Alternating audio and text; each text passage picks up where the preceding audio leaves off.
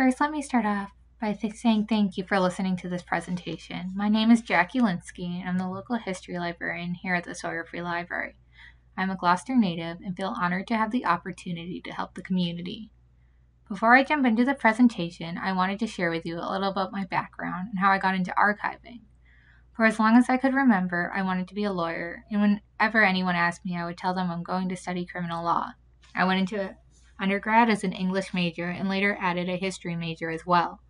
When it was time to do my internship course in senior year, they wouldn't let me do it at a law firm, so I did it at the Nichols House Museum in Boston instead. My job was to look through old family letters and find mentions of servants and to create an Excel spreadsheet that would function as the groundwork for their database. I know this sounds a bit boring, but I fell in love, so I scraped being a lawyer and instead went to Simmons for archival management.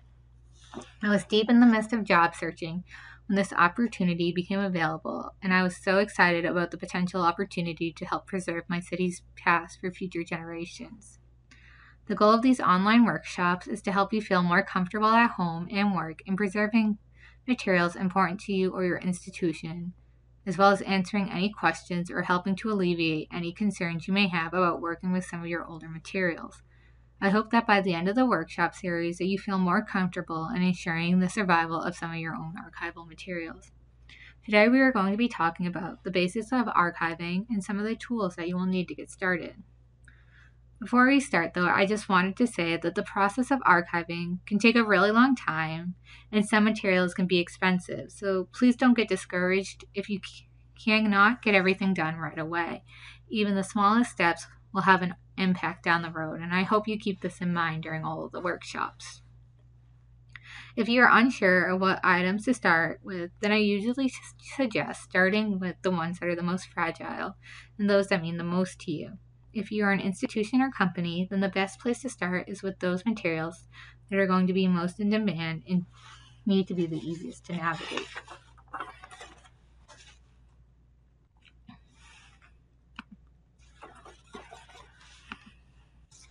To start off with, I thought it would be helpful to just go over some basic terminology and concepts that you may come across while creating either an institutional or personal archive. Arrangement: how materials are organized in relation to their provenance in original order, so that the archive can reach intellectual control over the documents. Original order: the order that materials were originally organized in by the person or organization in charge of them. However, it should be noted that you do not need to retain original order when you are organizing your collection. One argument for keeping original order is that it can sometimes provide insight into the creator of the collections because it allows the user to see how they thought materials should be organized. Yet sometimes when you are looking at materials, you need to remember that they could have just been thrown haphazardly into boxes. So if the original order makes no sense, then you should change it in a way that will make the collection easy to use for both yourself and anyone that you allow to look at your materials. Collection: items that have been brought together because they share a theme or topic. Provenance: the person or organization who is either responsible for creating or organizing these materials. Catalog: a way of making accessible the different collections you have to researchers and also a way to reference where to find them. So, making an archive searchable. For organizations or even individuals, you may want to create a catalog. While you don't need a catalog for your private collections, it may be useful to create a list of the materials you do have so that you can share it with interested family members. It is also an easier way of keeping track of everything you do have. This does not need to be anything fancy. It can just be a list of the materials in any order that you think is going to be the most useful to yourself. In the library's archive, I've broken materials into sections, so books, booklets and pamphlets, maps, etc. Each of these sections then have lists saying where each item can be located. So what is most important in creating this is ensuring it is an easy way for you to use as well as easy for anyone else who might need to use it. So here's an example of how we've organized our vertical files, and you can see we have a box number, a folder title, a folder number, and a subtitle, as well as notes and see also. And this just allows us a quick and easy way to figure out where each of these materials are located. This other example is from my book list, and you can see that we have the Dewey number, the author, and the title of the book.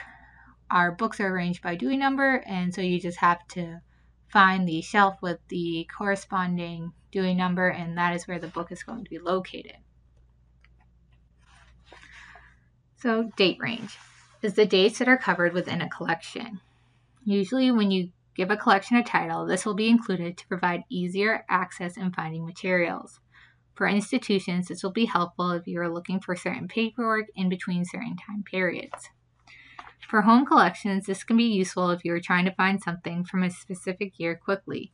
For example, a title could be as simple as Aunt So-and-so, Pictures from the Grand Canyon, 1950, or Family Vacation Photos, 1960 to 1962.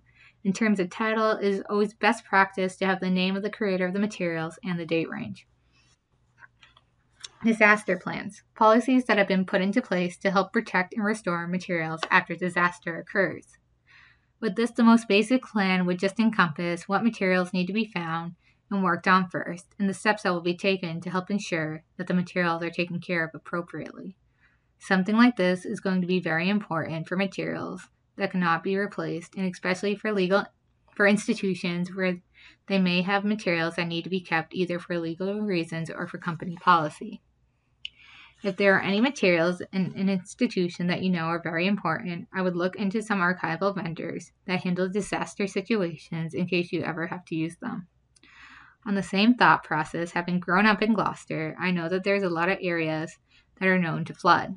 So one suggestion I have is to try and avoid, if at all possible, storing your materials in the basement, as water not only stains them, but may also cause even further issues with materials, such as causing them to become misshapen or losing their structural integrity. It also introduces the risk of mold growing on the materials, especially if they are dried too quickly in a warm environment. When there is mold on your materials, most conservation places will suggest freezing your materials. However, I would leave this to a professional. Another suggestion would be to not store your materials in an attic just because there could be potential leaks in it you don't know about, and also controlling the temperature can be an issue because most basements and attics do not have heat. This is something that we will discuss further in a different workshop and why maintaining temperatures is important to your materials. While you will not need a disaster plan for your home archive, I would keep a list of where your most important materials are located. So if something does happen, you know where to go first to retrieve them as quickly as possible. I know that making a list of locations can sound silly, but sometimes during troubling times, our minds are not working at full capacity, so having that list can come in handy, and this will definitely help to keep you focused on what needs to be done. We'll talk more about this though in the final workshop of the series, which speaks to different problems and issues that you may experience as you start to organize your materials. Please note that safety always comes first, even if materials are in danger. So a disaster plan involving the cleanup portion should never happen before you are given the all clear to re-enter the building.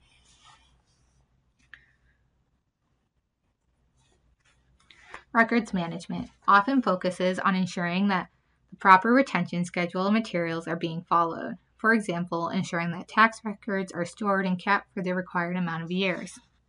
For institutional records, there are going to be different time frames that you must follow, as well as privacy laws I'm sure many of you are familiar with. Before starting, I would recommend seeing what record retention schedule your institution has in place. If there are any areas that do not have any legal reasons that the materials are being kept from so many years, or if the materials are being kept longer than necessary, I would suggest seeing how that is working for the company and if there are ways in which you might improve on it. If they do not have any, I will be discussing record retention schedules in more depth in the final workshop of the series. If you're in charge of a personal business, then having a schedule of when documents no longer need to be kept may be useful to you as well. If possible, and if space is an issue, I would also suggest looking to see if having digital copies is okay. Vinegar syndrome. Found in rolls of film, this is when the cellulose acetate starts to deteriorate and release acetic acid. When this occurs, a scent similar to vinegar will be emitted by the film. Please note that this does not happen with every photo or every roll of film and is dependent on the chemical makeup of the film, so film made of plastic would not have this happen to it. If you find that this is happening with any of your films or photographs, it is important that you store them separately from the rest, as the gases that are being emitted can start to affect the other film around it and cause it to degrade into vinegar syndrome as well.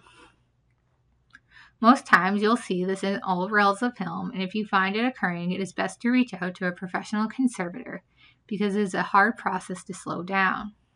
It may also be beneficial to have what is on the film converted to a different format, especially digital.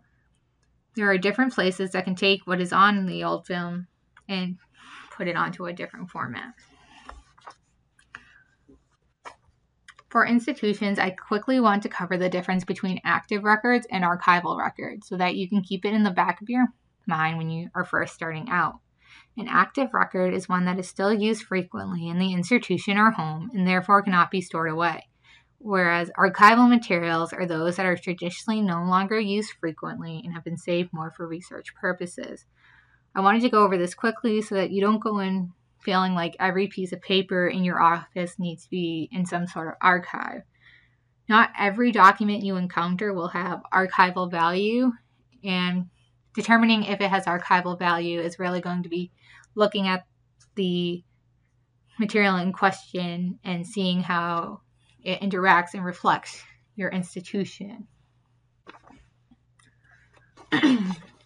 So now that we have gone over some of the major vocabulary that comes up a lot in archiving, I want to start to get you comfortable with some of the elements of archiving and how you can get started even if it's only on a personal level. So I want to take the time to discuss some of the materials you may want to use and some of the materials that you will want to stay away from so as to ensure the longest life for your archival materials. In archiving, there are certain boxes, folders, and envelopes that you want to use. While they may look like everyday items, especially the folders and envelopes, their pH or acidity level has been checked to fall into the 7.5 to 8 pH level, which is safe for archival materials. pH, in terms of archiving, measures the acidity or alkalinity of materials. Anything with a pH level below 7 is going to be considered acidic. Anything with a pH level of 7 is going to be neutral. And anything with a pH level over 7 is going to be considered alkaline, or in other terms, not acidic. Acidity level is something that has to be paid attention to because if it is too high, it will start to interact negatively with the paper being stored in it, which will cause the paper to weaken and become more fragile. When this happens, it can be really hard to store them, even in an archival setting.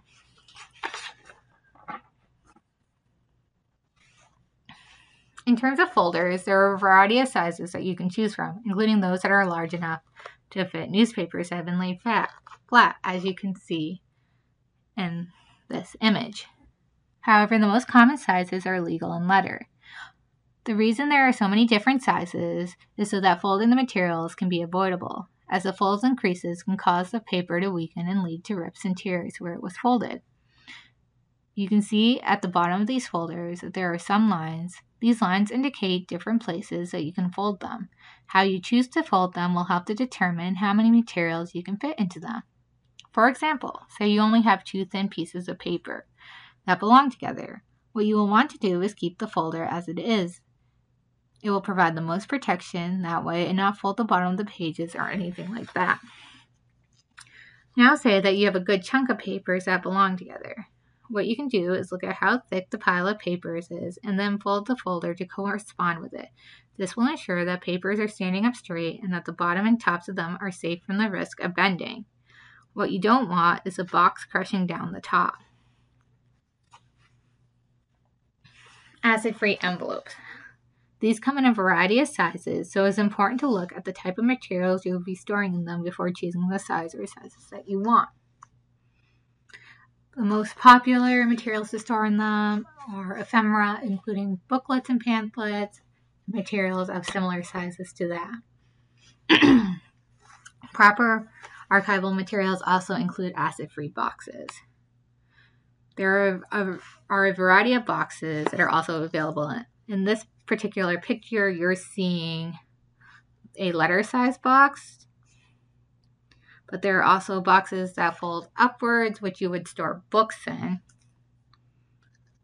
And these boxes have been created not only to reduce the amount of acidity that your materials are encountering, but also the amount of light the materials are encountering as well, as continuous light can cause the materials to start and fade.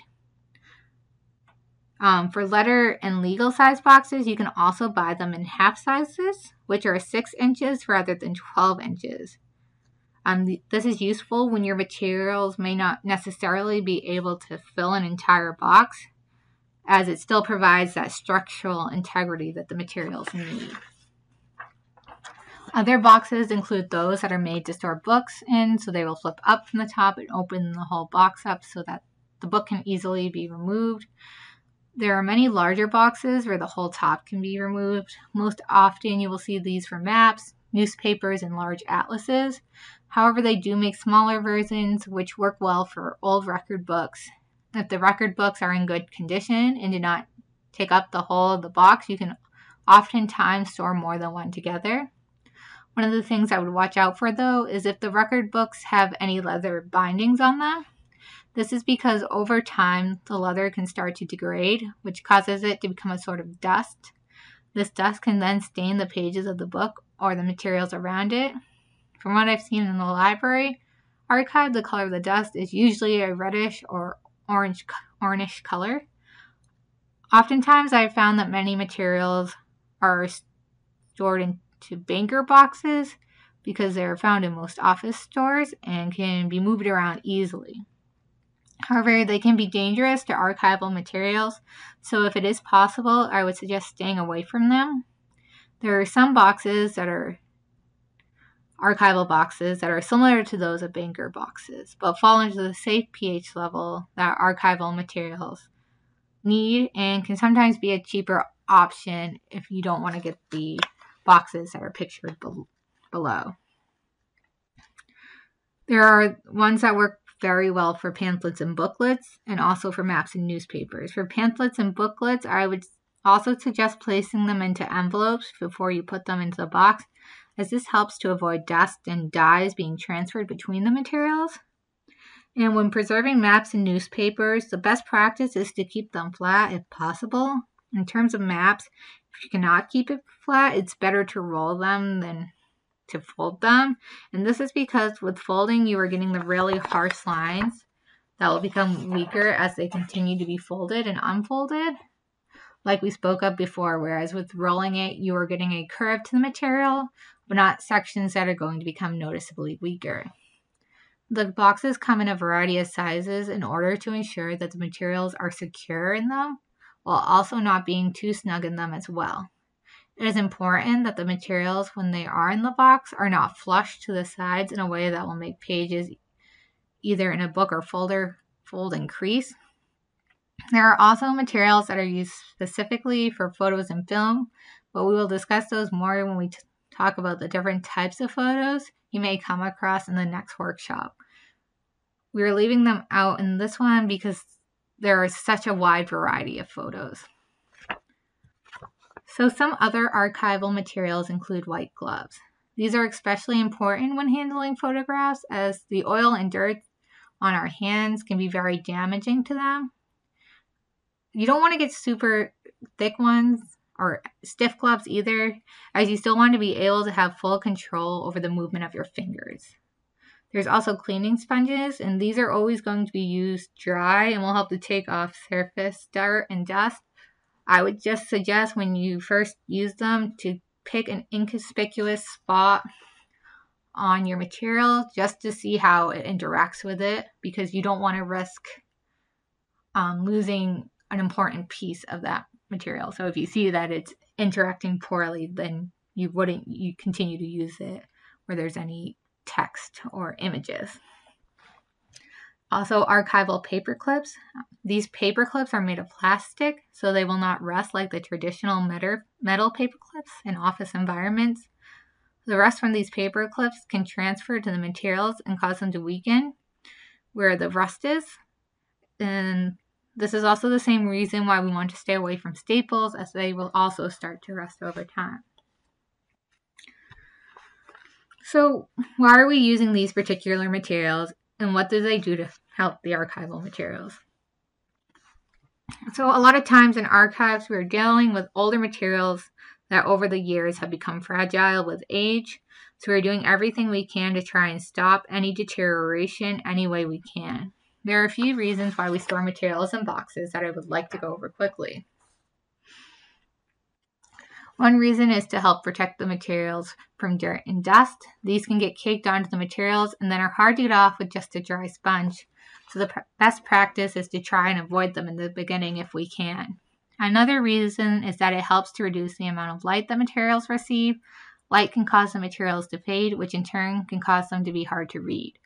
The boxes are also help with the handling of materials, as they will often absorb most of the impact of the handling when it comes to taking the materials off and putting them back onto the shelves.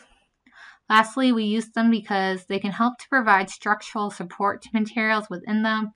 For example, with books, they are keeping the spine straight and not allowing it to slouch, which can cause damage to it. The reasons we use the folders are very similar to those of why we use the boxes. With the folders, though, it's important to remember that when placing them into the boxes, we do not want to have to force them in, because that can cause damage to the materials. On the other hand, we also don't want to underfill the boxes, because if the folders slouch, then the materials within them will start to bend. To end the presentation, I just wanted to go over some quick rules of thumb that are always good practice to follow when working around archival materials, as they will help to better protect them and further extend their life. Always use a pencil, as it can be erased, whereas a pen and marker can't.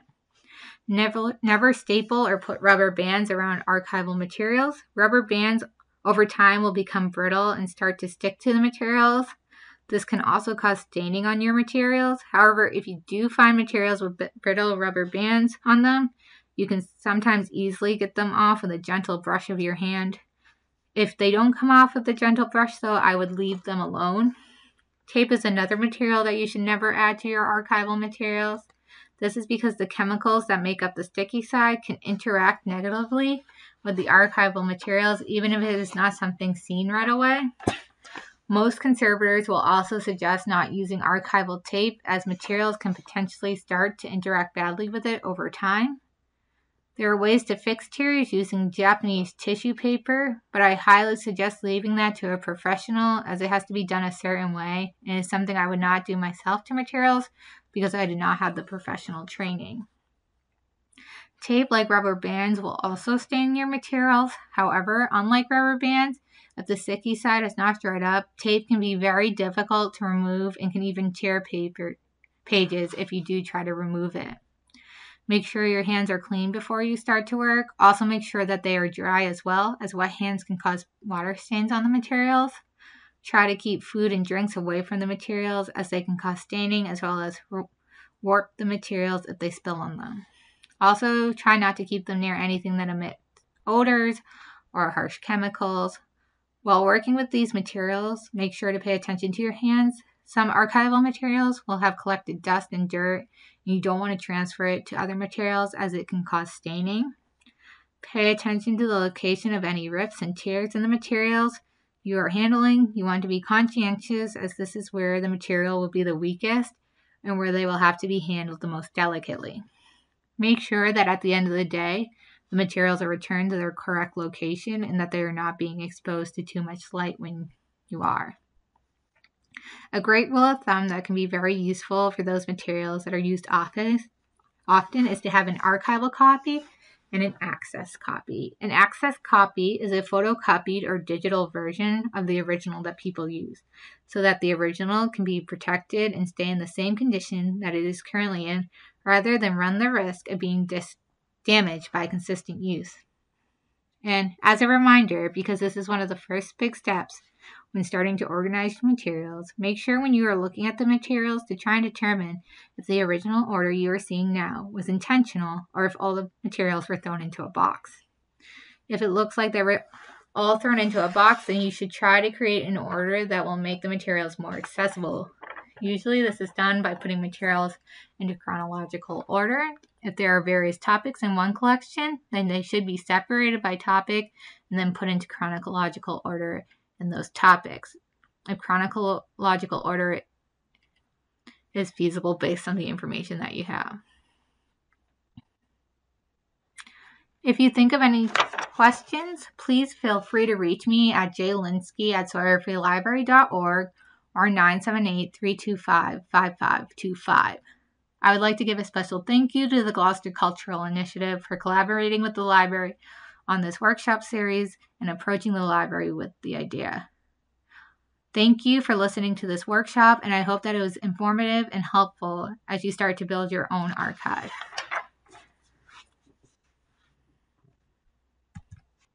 Below you'll find a list of the references that I used to help with this workshop. There's a lot of useful information on these websites, and I would definitely check them out. Thank you again, and I hope you enjoyed the workshop.